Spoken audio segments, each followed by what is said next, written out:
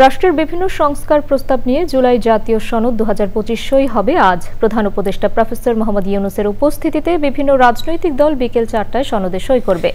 অবশ্য দুপুরেই অনুষ্ঠানস্থলে বিশৃঙ্খলা দেখা দেয়। জাতীয় সংসদের দক্ষিণ প্লাজায় আছেন জান্নাতুল বাকিয়া কেকা, যাচ্ছি তার কাছে। কেকা, জুলাই জাতীয় সনদ স্বাক্ষর অনুষ্ঠানের কি তথ্য আছে আপনার কাছে?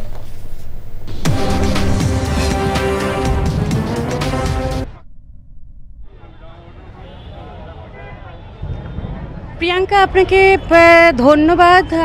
আপনি জানেন যে আসলে আজকে জুলাই সনদ স্বাক্ষরের জন্য নির্ধারিত একটি দিন, উৎসবমুখর পরিবেশ ছিল। আমরা বেলা 1টার দিকে দক্ষিণ প্লাজার দিকে গিয়েছিলাম। সেখানে ঘটনাস্থলে যাওয়ার সাথে সাথেই যেটা ঘটেছিল যে তার কিছুক্ষণ আগেই একদল লোক তারা জুলাই সনদের বিরোধিতা করে সেখানে অবস্থান নেয়, জোর করে গেট দিয়ে ভেতরে ঢুকে যাওয়ার চেষ্টা করে এবং সেখানে ধাওয়া, পাল্টা ধাওয়া, ইট পাটকেল ছোড়াছুড়ি সব কিছুই চলেছে। আমিও মূলত সেখানেই ছিলাম, কিন্তু সেখান থেকে সমস্ত মিডিয়ার গাড়ি সহ সাধারণ মানুষ, এমনকি শিক্ষার্থী, এমনকি যারা আমন্ত্রিত ছিলেন তারাও কিন্তু সেইখান থেকে চলে আসতে বাধ্য হন। এখন আমরা মণিপুরি গেট, যে সংসদ ভবনের এমপি হোস্টেল সংলগ্ন মণিপুরি পাড়ার সাথে যে গেট, সেই গেটে আমরা অবস্থান করেছি। আমি দেখাচ্ছি এখানে কিন্তু শিক্ষার্থী যারা আয়োজনে অংশ নিবে, সাংস্কৃতিক কার্যালয়, সাংস্কৃতিক অনুষ্ঠানে যারা অংশ নেবে, সেই সব শিক্ষার্থী, ক্ষুদে শিক্ষার্থীরা, সাংস্কৃতিক কর্মীরা কিন্তু অপেক্ষা করছে। ভেতরে ঢোকা এখনো হয়নি। আমরা ইতিমধ্যেই কিন্তু অনেক শিক্ষার্থীকে দেখেছি যে ঘটনাস্থল ছেড়ে যাচ্ছে, কারণ আপনি বহুমুখী বিস্ফোরণের শব্দ শোনা যাচ্ছে। কিন্তু আমরা এখানে এসে দাঁড়িয়েছি।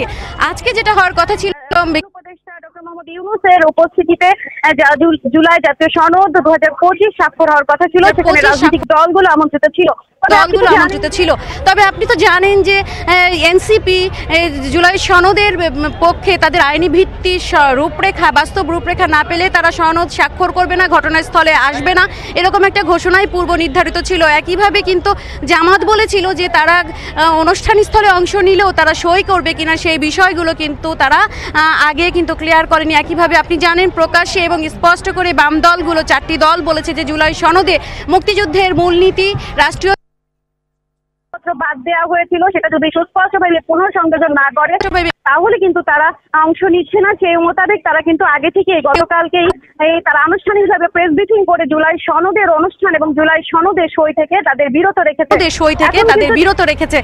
এখন কিন্তু যেটা বলার কথা সেটা হলো যে ঘটনাস্থলে যে বিশৃঙ্খলা দেখা দিয়েছে এবং দক্ষিণ প্লাজায় যেখানে মূল আয়োজন, সেখানে কিন্তু আমরা মিডিয়া কর্মীরা আর ঢুকতে পারছি না। এখানে দু ধরনের আশঙ্কা তৈরি হচ্ছে। ওখানে কিন্তু এক ধরনের অনিশ্চিত পরিবেশ, ধাক্কাধাক্কি এবং ইট পাটকেল নিক্ষেপ সহ মিডিয়ার গাড়িতে আঘাত করা হয়েছে।